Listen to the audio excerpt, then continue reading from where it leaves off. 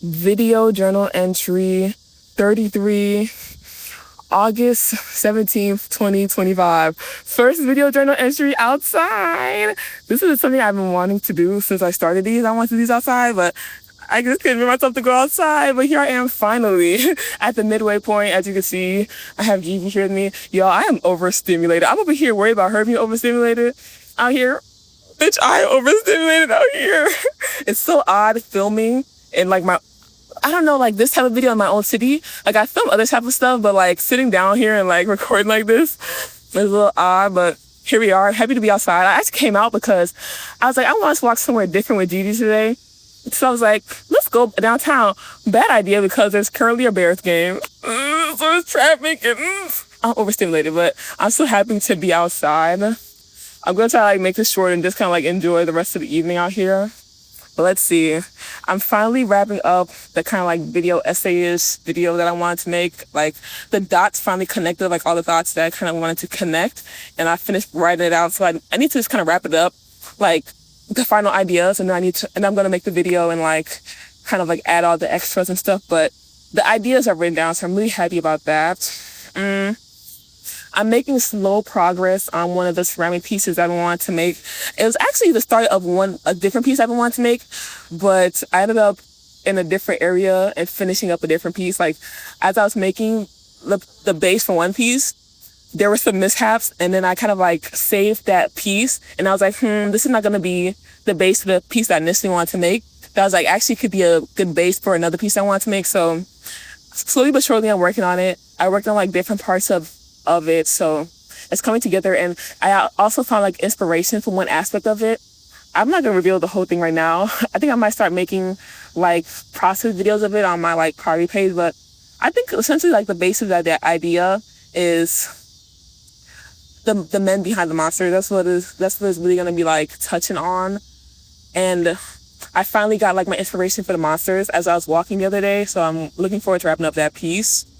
Another thing on my mind, racism is getting really exhausting these days. The way it's getting so rampant is really insane. And you know, there's always a saying that like people are always racist and like racists are always there and they're just revealing it, but it's like getting very rampant and it's like everywhere. At first, like I was noticing how racism was really getting on Twitter. Like a while back when I saw like something that was like very clearly, hey girl, when I saw something that was very clearly raised bait, I was like, oh yeah, it's getting messy. And it's getting even messier. Like I saw a page, almost 100,000 followers, and that page is just dedicated to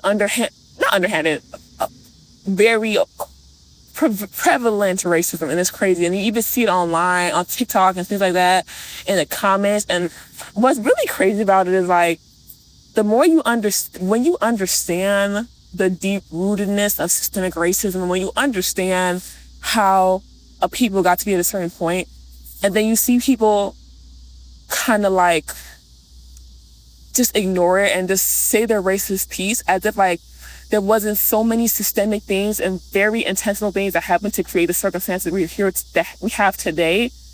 It's just very, sometimes it's even making me feel sad about travel sometimes. Y'all know I love me some travel, and it's like I try to like be the happy-go-lucky, but sometimes it's just like really tiring, you know. I think I've mentioned on like some video journals before of like kind of racial experiences that I've had in my life in certain ways. Like how when I was younger, these two girls called me dumb. Palm-colored girls called me dumb. And it was funny because I was the smartest person in my class. Like I had the best grades in my class. So it's like, why would you assume that I'm dumb? You know? And then like another instance when I was in high school, and then just different instances here and there. And you like brush it off and you roll with it. But sometimes it's just tiring. It's like you can't really escape it. And there's even internalized racism within your own community today. It's just really exhausting. And especially seeing the way the world is going now, and the xenophobia that's rising, and the anti-immigrant sentiment that's rising.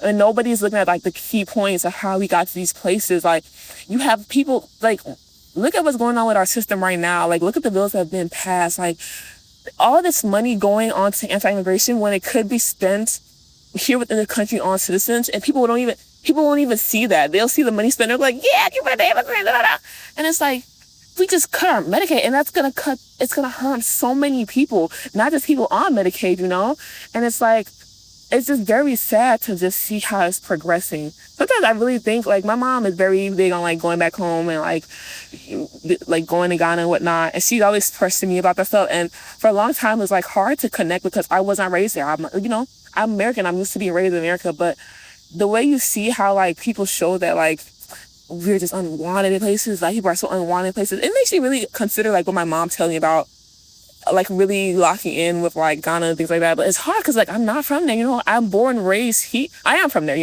I am from there, ethically I'm from there, but, like, I appreciate all the cultural things I absorbed from where my ethnic background, but nationality-wise, I was born and raised here, and there were, although we had a problem, there were certain parts and things I understood and privileges I understood being American, and it's kind of just sad to see how, like, the country is just rapidly taking this, not even just the country, to see how the world is rapidly taking this weird place. And with the racism, the thing is, some of it, I think, is actually manufactured. I think if you understand history and you understand how insidious certain things are and how covert things are, how planned, campaigned certain things are, you will understand that I think some of the things that we see online are very manufactured, but some of it is very much real.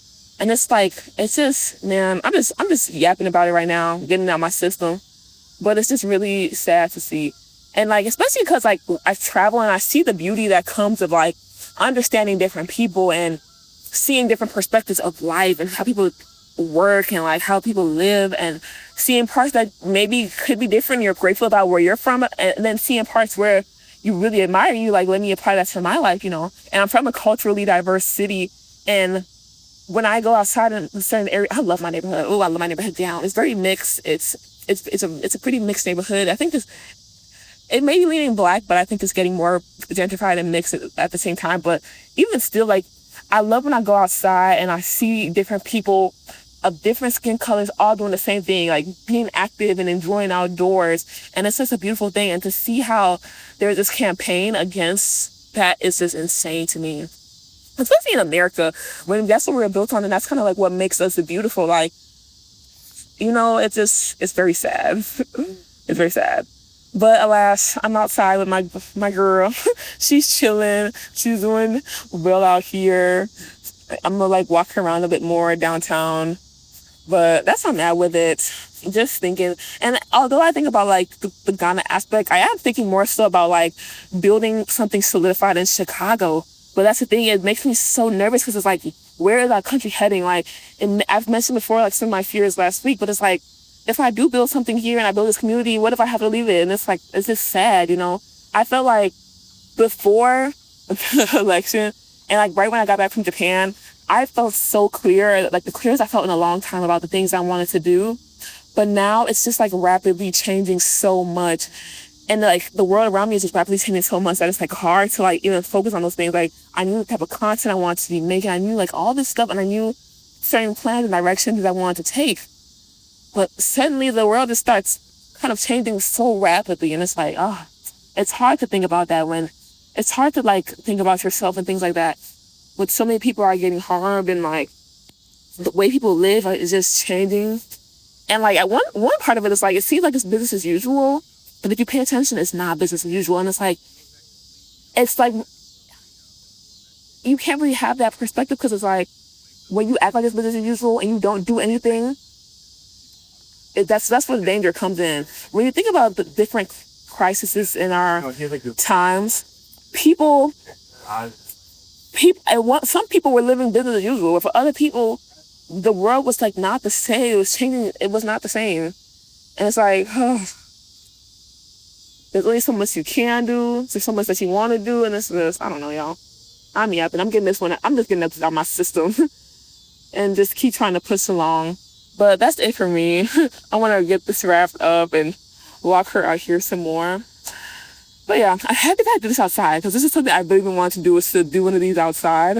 I'm happy about that. I hope it comes out okay because it's very loud. The cicadas, the cars, but that's it for me this week.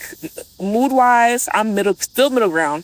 Not above, not under. I'm just kind of mid. I'm just kind of scoping things out and seeing them as they are. Hoping for more peaceful times and more less turmoil to times, you know. But yeah, that's it for me. See you next week. Bye.